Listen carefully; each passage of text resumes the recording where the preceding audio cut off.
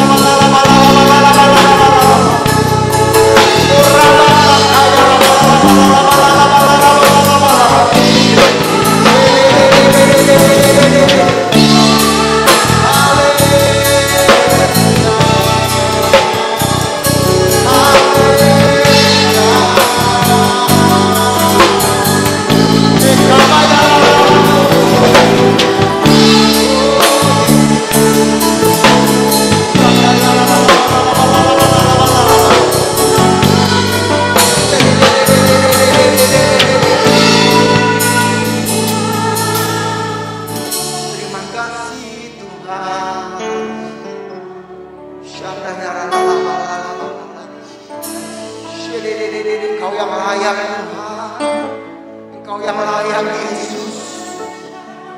Sebab buat-Mu lah ya Bapa segala pujian, hormat, kemuliaan, dulu, sekarang, dan sampai selama-lamanya. Terima kasih, terima kasih. You are worthy of it all. You are worthy of it all. Amen, Jesus.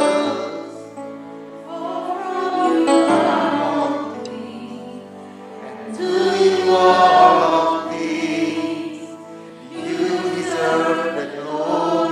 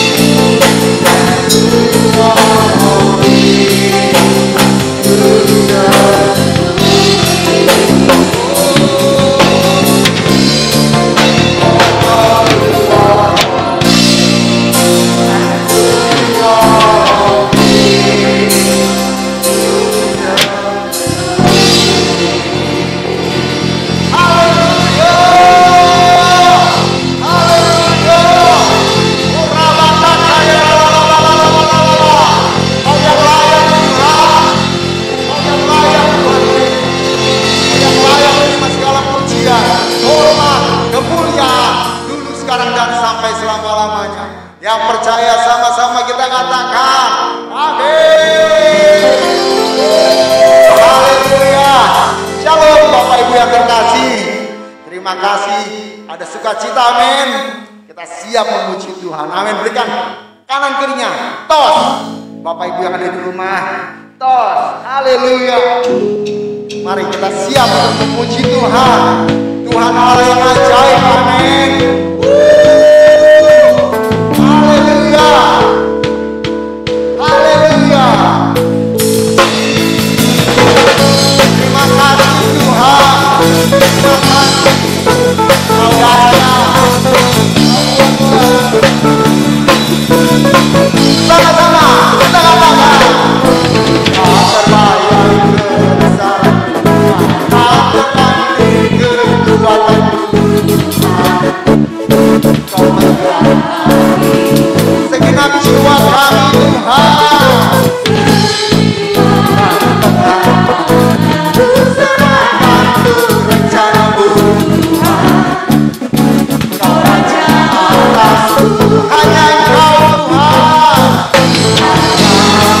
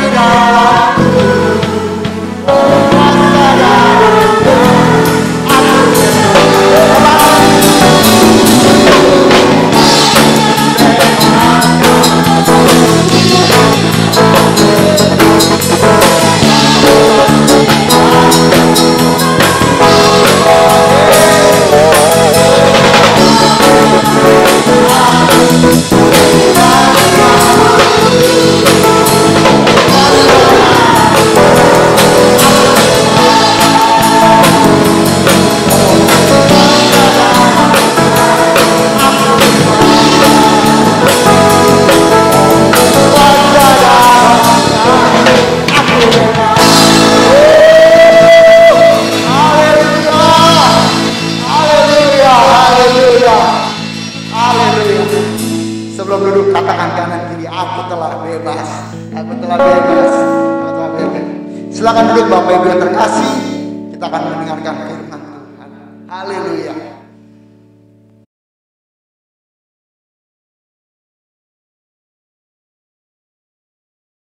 Shalom semuanya. Kalau kita melihat Wahyu 2 ayat 1 sampai dengan 7. Ini adalah pesan Tuhan Yesus kepada jemaat di Efesus. Tuhan Yesus berkata, aku tahu segala pekerjaanmu, baik jerih payahmu maupun ketekunanmu. Aku tahu bahwa engkau tidak dapat sabar terhadap orang-orang jahat. Ada yang menyebut dirinya rasul, tetapi sebenarnya mereka berdusta. Engkau tetap sabar dan menderita oleh karena namaku. Dan engkau tidak mengenal lelah. Engkau juga membenci segala perbuatan pengikut-pengikut Nikolaus yang juga aku benci. Namun demikian, aku mencela engkau karena engkau telah meninggalkan kasihmu yang semula. Sebab itu ingatlah betapa dalamnya engkau telah jatuh. Bertobatlah dan lakukanlah lagi apa yang semula engkau lakukan. Jika tidak demikian, aku akan datang kepadamu dan aku akan mengambil kaki dianmu dari tempatnya, jikalau engkau tidak bertobat. Sesuai dengan penjelasan Alkitab penuntun hidup berkelimpahan, yang dimaksudkan dengan mengambil kaki dianmu, artinya menolak dan mengeluarkan dari dalam kerajaannya, yang berarti kehilangan keselamatan.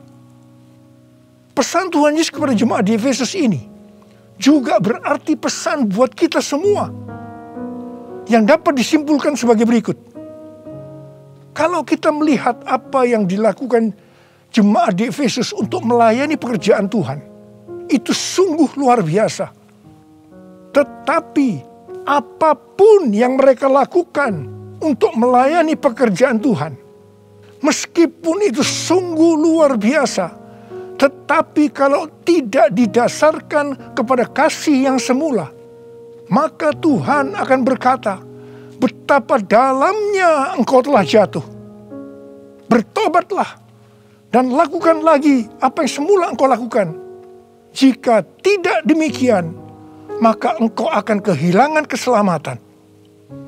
Tetapi barang siapa menang, artinya kembali kepada kasih yang semula, maka akan diberi makan dari pohon kehidupan yang ada dalam taman Firdaus Allah, yang artinya akan masuk sorga. Ini suatu peringatan yang tidak main-main dan sangat serius. Karena itu saya akan mengajak saudara untuk melihat diri kita.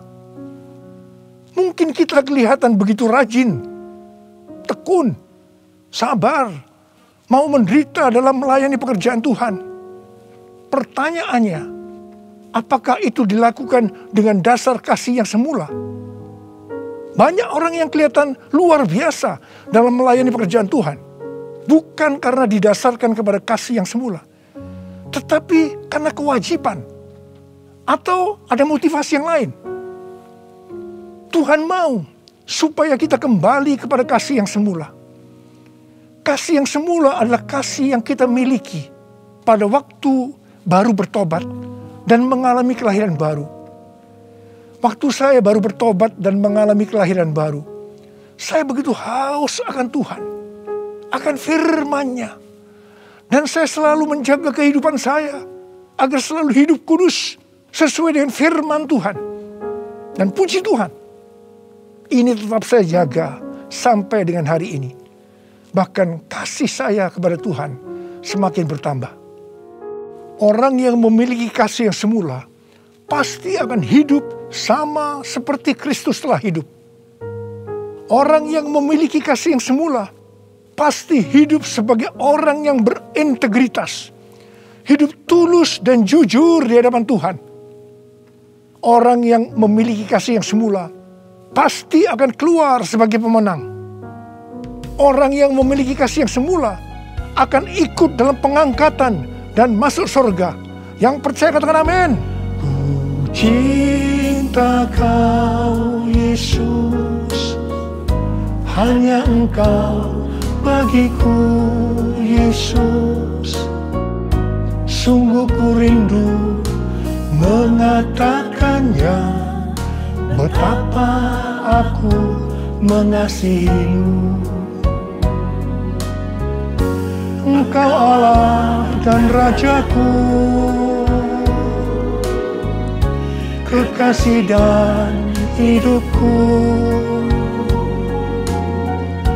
Engkau segalanya bagiku. Ku bersyukur kepadamu. Ku bersyukur kepadamu. Ku bersyukur kepadamu.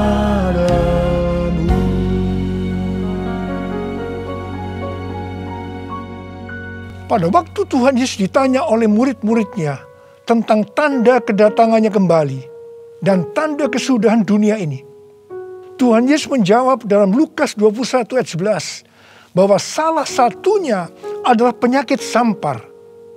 Jadi COVID-19 ini adalah salah satu tanda dari kedatangan Tuhan Yesus kembali dan tanda kesudahan dunia ini.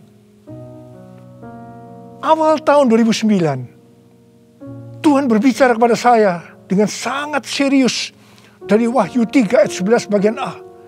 Aku datang segera. Aku datang segera. Saya gemetar dan bertanya, Tuhan, apa yang akan Tuhan lakukan? Dan apa yang harus saya kerjakan? Lebih kurang 6 bulan kemudian, Tuhan baru menjawab pertanyaan saya dengan berkata, Aku akan mencurahkan rohku. Aku akan mencurahkan rohku.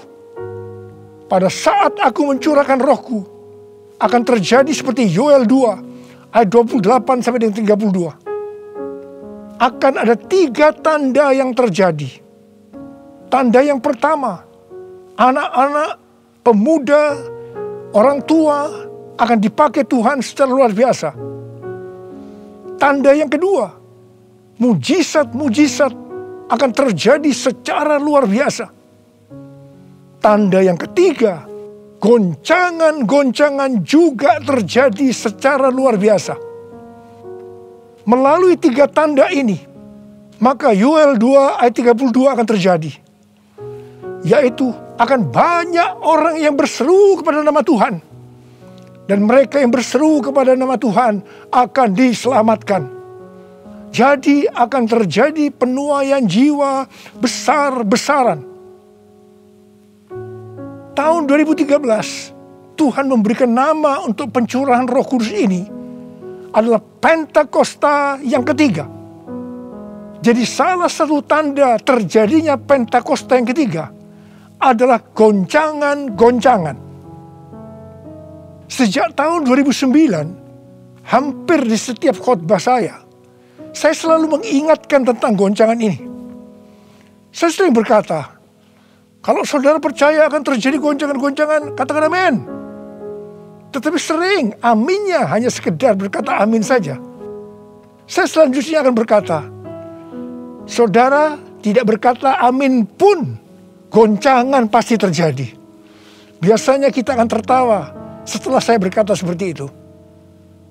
Tetapi siapa mengira tanggal 2 Maret tahun 2020, Presiden Jokowi mengumumkan bahwa COVID-19 masuk ke Indonesia. Mulai saat itu goncangan karena pandemi COVID-19 mulai terjadi dan sampai dengan hari ini belum selesai. Banyak orang yang khawatir, ketakutan, bosan, jenuh, depresi. Ada juga yang sakit dan tidak sedikit yang meninggal. Pandemi ini juga mengakibatkan terjadinya krisis ekonomi. Ditambah lagi hari-hari ini pandemi semakin ganas dengan adanya varian Delta yang membuat penularannya jauh lebih cepat. Yang paling penting yang harus kita lakukan dalam menghadapi pandemi ini adalah kita harus makin sungguh-sungguh untuk mempersiapkan diri kita dalam menyambut kedatangannya yang kedua kali. Sebab Tuhan Yesus sendiri berkata bahwa sampar dalam hal ini COVID-19 adalah salah satu tanda akan kedatangannya yang kedua kali. Karena itu, seperti pesan Tuhan Yesus kepada jemaat di Efesus, yang berarti ini juga pesan buat kita semua pada zaman ini, bahwa kita harus kembali kepada kasih yang semula. Sebab hanya orang yang memiliki kasih yang semula yang akan ikut dalam pengangkatan. Yang percaya katakan amin. Dalam masa pandemi ini, kita harus mengerti bahwa pencurahan Roh Kudus yang disebut dengan Pentakosta yang ketiga sedang terjadi. Dalam pandemi ini kita harus mengerti bahwa ini adalah masa penuaian jiwa yang terbesar dan yang terakhir dalam menyelesaikan amanat agung untuk menjadikan semua bangsa murid Tuhan Yesus. Dalam masa pandemi ini kita harus mengerti bahwa akan terjadi kebangkitan generasi Yeremia, yaitu anak-anak muda yang dipenuhi Roh Kudus, cinta mati-matian kepada Tuhan Yesus, tidak kompromi terhadap dosa, dan akan bergerak untuk memenangkan jiwa. Sucikan dan kuduskan hati ini untuk layak menghadap hadirat-Mu. Tubuh jiwa rohku kuserahkan padamu, ku menyembah-Mu. Tinggikan nama-Mu ya Tuhan, mulialah nama-Mu ya Tuhan. Tiada lain seperti Engkau ya Allahku, besar kuasa-Mu. Tiada lain seperti Engkau ya Allahku, besar kuasa-Mu, besar kuasa-Mu.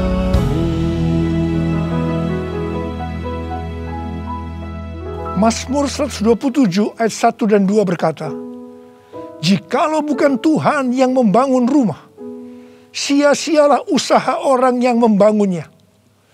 Jikalau bukan Tuhan yang mengawal kota, sia-sialah pengawal berjaga-jaga. Sia-sialah kamu bangun pagi-pagi dan duduk-duduk sampai jauh malam, dan makan roti yang diperoleh dengan susah payah. Sebab Ia memberikannya kepada yang dicintainya pada waktu tidur. Ayat ini mengingatkan kita bahwa dalam segala hal, termasuk dalam masa pandemi ini, kita harus mengandalkan Tuhan. Termasuk dalam hal membangun rumah, termasuk dalam hal perlindungan. Sesuai dengan Mazmur 91 dikatakan, kalau kita menjadikan Tuhan sebagai tempat perlindungan dan kubu pertahanan kita, maka kita tidak usah takut terhadap kedahsyatan malam, terhadap panah yang terbang di waktu siang, terhadap penyakit sampar yang berjalan di dalam gelap, terhadap penyakit menular yang mengamuk di waktu petang, termasuk dalam hal mencari nafkah di tengah-tengah krisis ekonomi yang terjadi hari-hari ini. Kita harus tetap mengandalkan Tuhan. Mungkin ada di antara saudara yang kena PHK, atau mungkin mengalami kesulitan karena banyak faktor, sehingga mengalami kerugian, kesulitan untuk mencari keuntungan. Tetapi sesuai dengan ayat firman Tuhan tadi, kita diingatkan bahwa Tuhan justru akan memberikan berkat-Nya kepada yang dicintainya pada waktu tidur. Berkat yang diberikan pada waktu tidur di sini bisa diartikan berkat yang diberikan bukan karena kehebatan kita, bukan karena prestasi kita, bukan karena kekuatan kita, bukan karena kepandaian kita, juga bukan karena usaha kita yang mati-matian. Dan berkat yang seperti itu hanya diberikan kepada orang yang dicintainya. Haleluya! Kalau kita mengandalkan Tuhan, kita pasti menjadi orang yang dicintai Tuhan. Orang yang mengandalkan Tuhan adalah orang yang mengikuti segala perintah yang diberikan tanpa ragu-ragu, tanpa banyak pertanyaan, tanpa bersungut-sungut, tetapi dengan hati yang percaya disertai ucapan syukur. Demikian juga dalam menghadapi pandemi ini. Kalau kita mengandalkan Tuhan, itu berarti kita akan mengikuti perintah-perintahnya.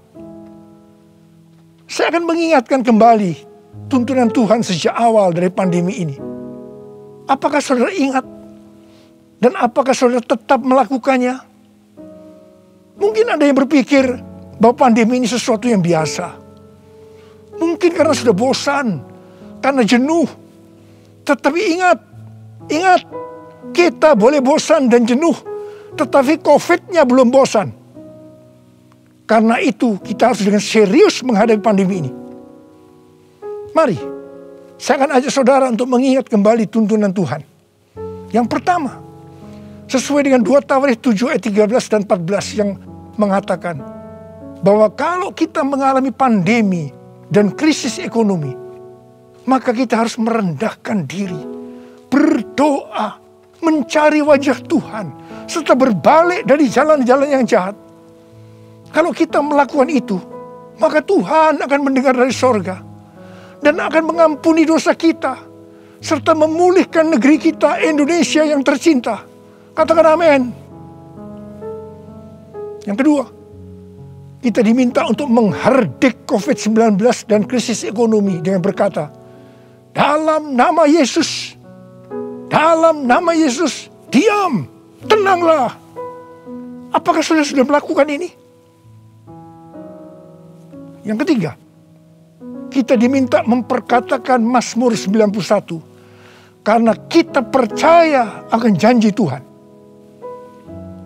Yang keempat, kita diminta melakukan seperti yang dilakukan oleh Daud ketika Tuhan menghukum orang Israel, di mana ada 70.000 orang yang mati karena penyakit sampar. Daud waktu itu membuat mezbah di pengirikan milik Arauna dengan membayar harganya.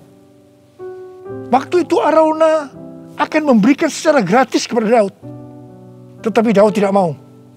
Dia tetap mau membayar harga.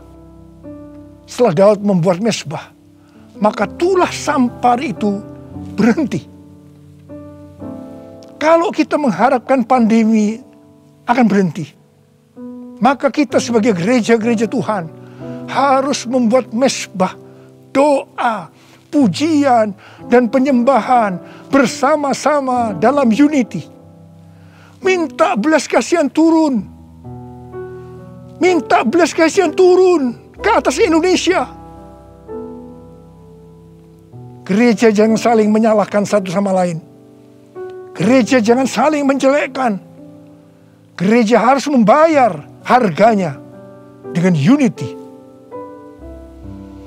Yang kelima, sesuai dengan Yesaya 26 ayat 20 dan 21. Maka kita diminta oleh Tuhan untuk bersembunyi barang sesaat lamanya, sampai amarah itu berlalu. Karena Tuhan akan menghukum penduduk bumi karena kesalahannya. Amsal 27 ayat 12 berkata, kalau orang bijak melihat malapetaka, bersembunyilah ia. Tetapi yang tidak berpengalaman berjalan terus, lalu kena celaka. Karena itu, mari, biarlah kita menjadi orang yang bijak. Bersembunyi di sini bisa diartikan, kalau tidak ada keperluan mendesak, kita diam di rumah. Dan juga kita harus melakukan 6M. Yang pertama, memakai masker. Yang kedua, mencuci tangan dengan sabun. Yang ketiga, menjaga jarak. Yang keempat, mengurangi mobilitas. Yang kelima, menjauhi kerumunan. Dan yang keenam, melakukan vaksinasi. Yesus, Kaulah pembelaku. Pada siapa aku harus takut? Yesus, Kau perlindunganku. Ku tak gentar menghadapi musuh.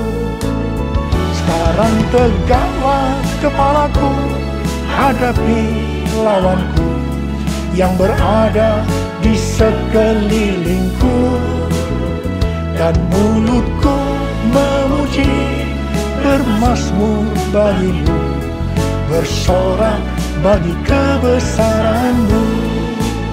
Sekarang tegaklah kepalaku, hadapi lawanku yang berada di sekelilingku, dan mulutku memuji, bermazmur bagimu, bersorak bagi kebesaran-Mu,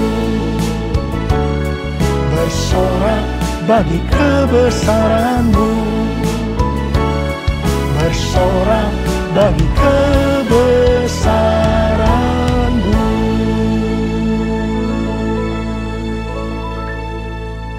Pada tahun 1918 sampai 1920, pernah terjadi pandemi yang disebutkan dengan flu Spanyol. Kalau dibandingkan dengan COVID-19, dengan memakai data tanggal 29 Mei 2021, maka didapatkan hal-hal sebagai berikut. Yang pertama, jumlah infeksi. Flu Spanyol 2 tahun, 500 juta orang. COVID-19 1 tahun 3 bulan, 162 juta. Jadi berarti ini relatif kecil. Yang kedua, jumlah kematian. Flu Spanyol diperkirakan risknya memang agak besar, 20 sampai 100 juta dalam waktu 2 tahun itu. Tapi COVID-19 1 tahun 3 bulan 3,52 juta. Berarti jauh lebih sedikit. Kemudian jumlah negara yang terpapar. Flu Spanyol kurang dari 50%. Tetapi COVID-19 hampir, atau kalau bisa dikatakan 100%. Yang keempat, soal dampak ekonomi.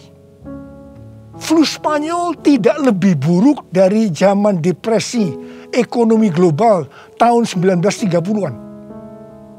Tetapi COVID-19 dikatakan yang terburuk sejak zaman depresi ekonomi global tahun 1930-an.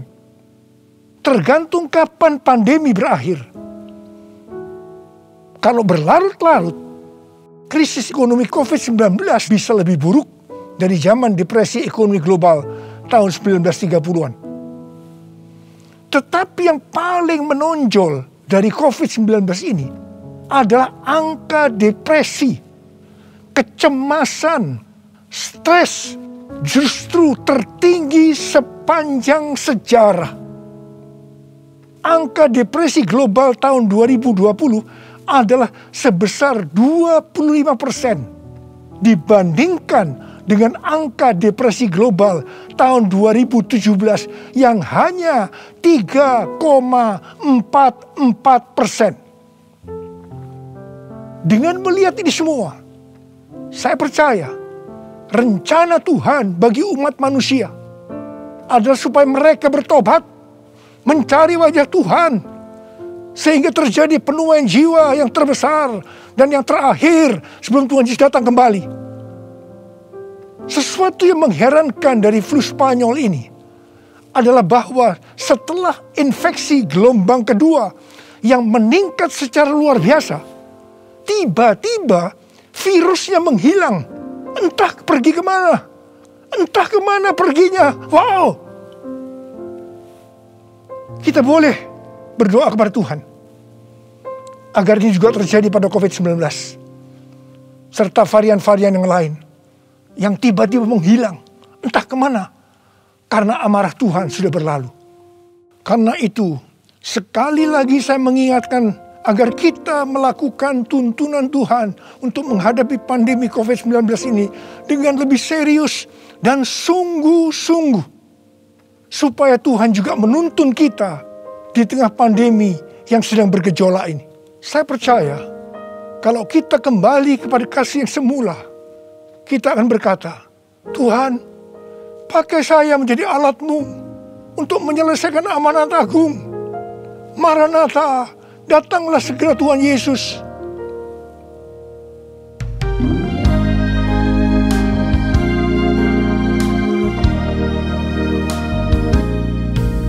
Tuhan, ini aku, jadikanlah ku alat-Mu untuk memberitakan Injil-Mu.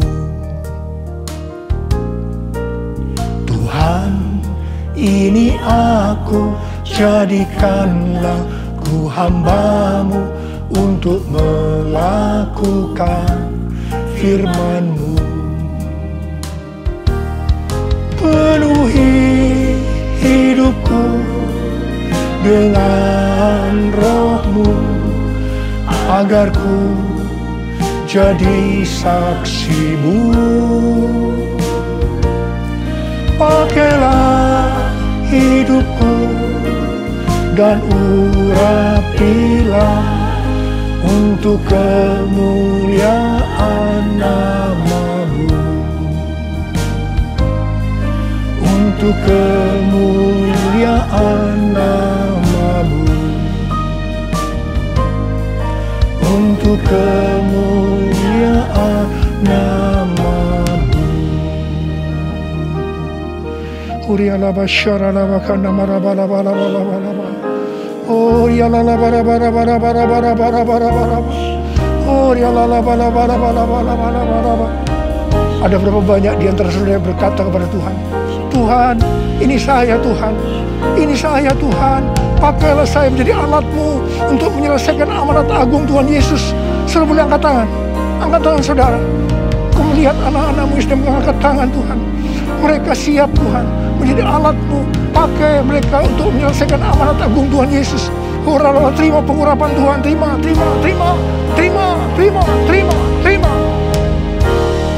Oh Tuhan Yesus, di tengah-tengah pandemi hari-hari ini Tuhan, biarlah kami mengerti, kami harus kembali kepada kasih yang semula. Tuhan, biarlah anak-anak-Mu mengerti akan hal ini. Mereka akan kembali kepada kasih yang semula ya Tuhan. Bapa-Mu berdoa buat mereka yang sekarang sedang terpapar dengan COVID-19 ini Tuhan. Mereka yang sekarang sedang mengalami krisis dalam ekonomi mereka. Tolong mereka Tuhan.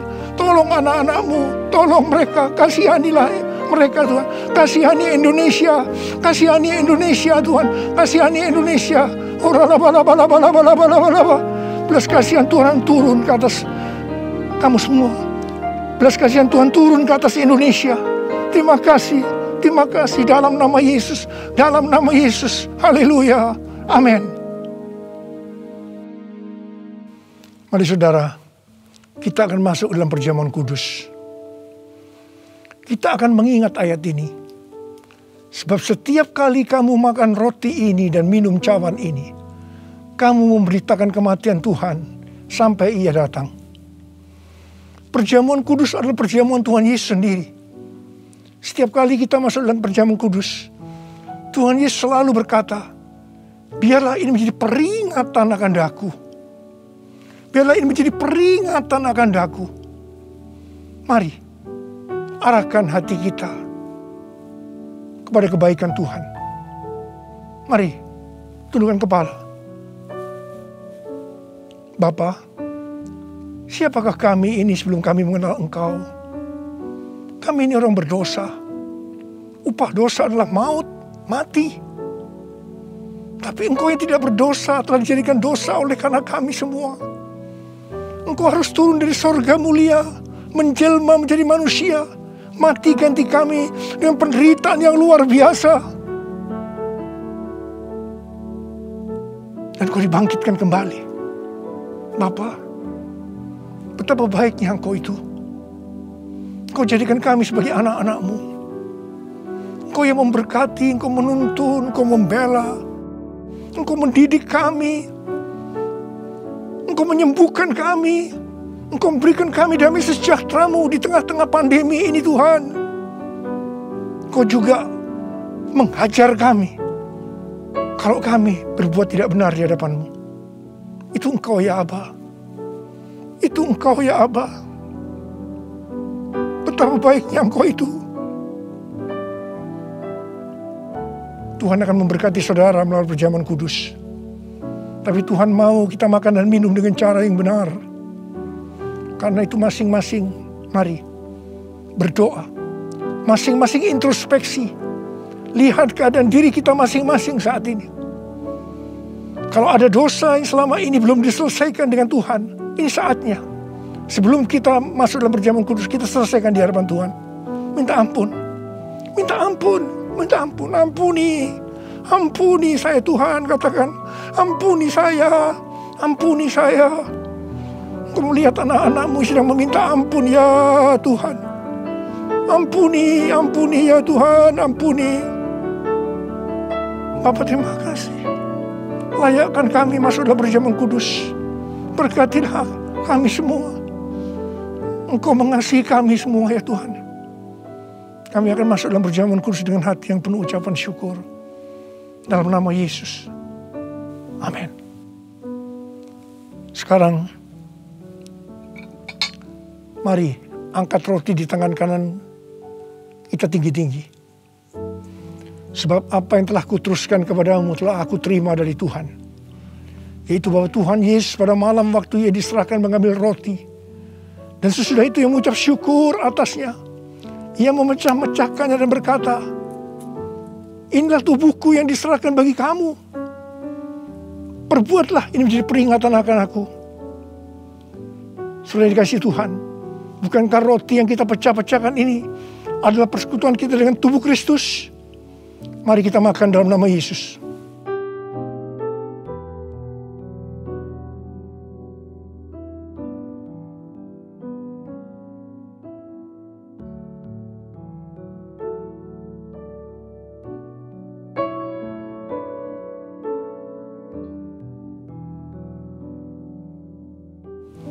Sekarang angkat cawan di tangan kanan kita tinggi-tinggi. Demikian juga Ia mengambil cawan sesudah makan lalu berkata, cawan ini adalah perjanjian baru yang dimeteraikan oleh darahku. Perbuatlah ini setiap kali kamu meminumnya menjadi peringatan akan aku. Sudah dikasih Tuhan, bukankah cawan pengucapan syukur yang atasnya kita ucapkan syukur adalah persekutuan kita dengan darah Yesus? Mari kita minum dalam nama Yesus.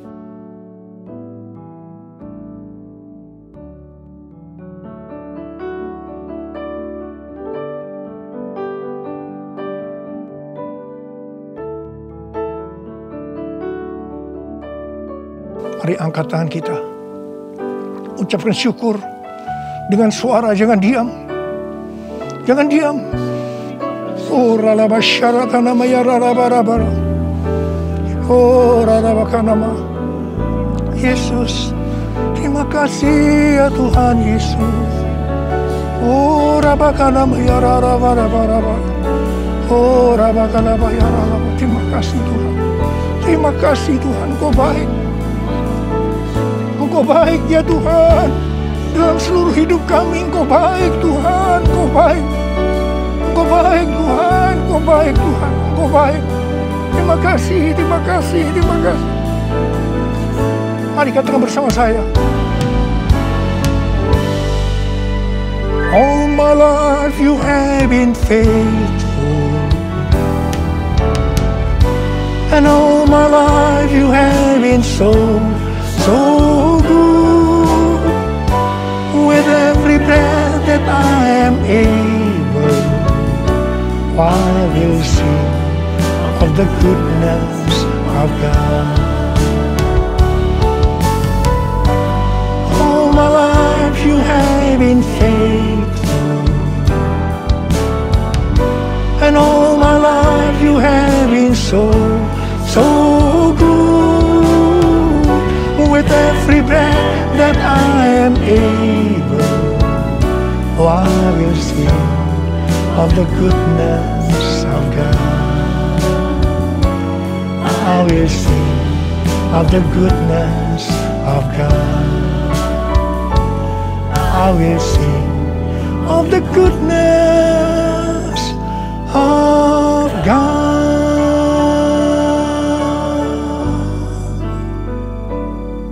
Terima kasih. Terima kasih Abah. Terima kasih. Terima kasih Abah. Terima kasih. Terima kasih. Engkau baik kepada kami semua. Terima kasih. Terima kasih. Dalam nama Yesus. Amin.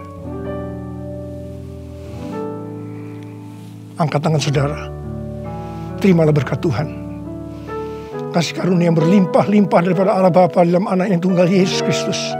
Persekutuan yang manis dengan Roh Kudus menyertai saudara sekalian mulai hari ini. Sampai Tuhan Yesus datang menjemput kita di awan-awan dan bahkan sampai selama-lamanya. Yang percaya bersama-sama katakan, amin.